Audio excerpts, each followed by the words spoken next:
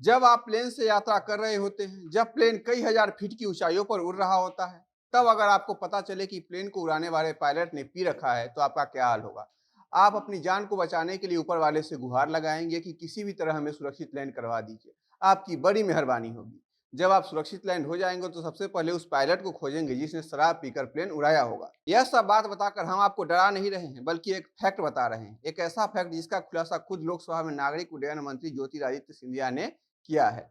खुलासा करते हुए उन्होंने क्या कहा और कितने पियक्कर पायलट इस दौरान पकड़े गए हैं, डीजीसीए का क्या नियम है, ऐसे पियक्कर पायलट के पकड़े जाने पर उनके साथ क्या होता है, इन सब के बारे में आपको बताएंगे। नमस्कार, मेरा नाम परितोष शाही है और आप जनता जंक्शन देख रहे हैं। जब यात्री प्लेन में होते हैं तो उनके जीवन की सुरक्षा का पूरा जिम्मा उस प्लेन को उड़ा रहे पायलट के हाथों में होता है। उनके एक डिसीजन पर सैकड़ों यात्रियों का जीवन निर्भर करता है। हाल ही में सच्ची घटना पर आधारित रनवे 34 नाम की एक फिल्म आई थी जिसमें दिखाया गया था कि कैसे एक पायलट के सूझबूझ से सैकड़ों यात्रियों की जान बची थी। लेकिन हम बात फिल्मों की नहीं, आज जो हुआ उसकी कर रहे हैं।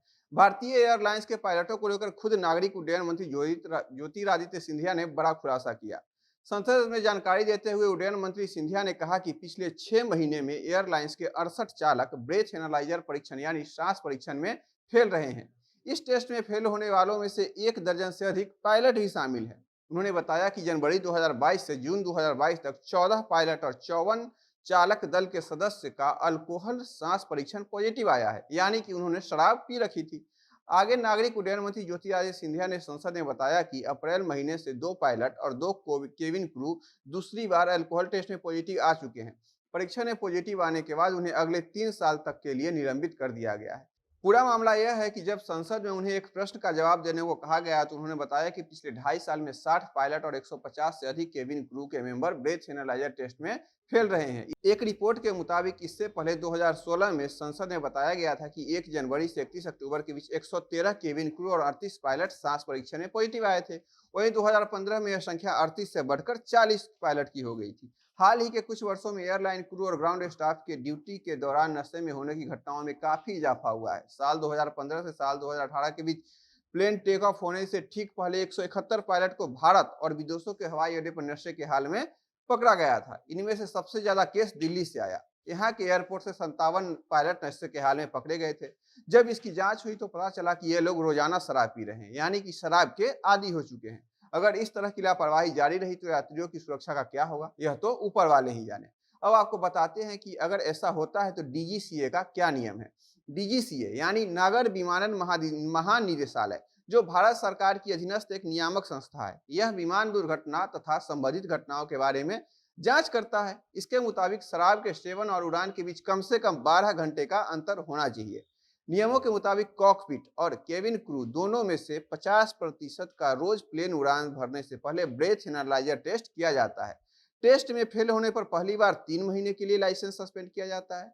अगर 3 महीने के बाद दूसरी बार ही पायलट पकड़ा जाता है तो उन्हें 3 साल के लिए निलंबित किया जाता है। अगर वही तीसरी बार भी इस अपराध में वो कोई स्टाफ लिप्त पाया जाता है तो उनका लाइसेंस रद्द ही कर दिया जाता है, वो कहीं प्लेन नहीं उड़ा सकते हैं। यह सब नियम तो ठीक है, लेकिन अगर इस कारण से कभी यात्रियों से भरे प्लेन के साथ कोई अनहोनी हो जाती है तो इसके सारे के सारे नियम धरे के धरे रह जाएंगे और पियक्कर पायलटों की गलती से बेकसूर यात्रियों को अपनी जान से हाथ धोना पड़ेगा। वैसे भी आप लोग रोज अभी खबर में देख ही रहे होंगे कि कई विमान कंपनियों के प्लेन में उड़ान भरने के तुरंत बाद कोई न कोई खराबी आ जा रही है, जिसके कारण उन्हें निर्धारित जगह से पहले ही इमरजेंसी लैंडिंग करनी पड़ रही है। पिछले 1 महीने में स्पाइस जेट के 8 विमानों में तकनीकी खामियां आ चुकी है, जिसके चलते सैकड़ों यात्रियों की सुरक्षा को खतरा पैदा हो गया था। जिसके बाद डीजीसीए ने स्पाइस जेट पर सुरक्षा मानकों में खामी, खराब आंतरिक सुरक्षा, सुरक्षा के पर्याप्त कदम न उठाने जैसे गंभीर आरोप लगाए थे। आपको याद ही होगा कि 5 जुलाई को 150 यात्रियों के साथ दिल्ली से दुबई जा रहे स्पाइस जेट के प्लेन को पाकिस्तान के कराची में लैंड कराना पड़ा था। यह एक इमरजेंसी लैंडिंग थी, क्योंकि पायलट को विमान के एक सिविल टैंक के ईंधन में सामान्य रूप से कमी दिखाई दी। जिस वक्त इस टेक्निकल ग्लिच का पता चला उस वक्त यह विमान पाकिस्तान एयर स्पेस में 36,000 फीट की ऊंचाई पर उड़ रहा था। 36,000 फीट की ऊंचाई पर उड़ रहा था, समझ रहे हैं? वहां से कुछ भी नहीं किया जा सकता था। सुरक्षा की दृष्टि से इस एयरक्राफ्ट को नजदीकी एयरपोर्ट पर उतारना अति आवश्यक हो गया था। हालांकि इस कारण से किसी तरह की कोई हताहत नहीं हुई। हाल के दिनों में जिस तरह से एयरलाइंस में तकनीकी खामियां आ रही हैं और पियक्कर पायलट पकड़े जा रहे हैं, इस पर जल्द से जल्द सख्त नियम लाना होगा, नहीं तो वह दिन दूर नहीं जब हमें किसी अनहोनी की खबर मिल जाए।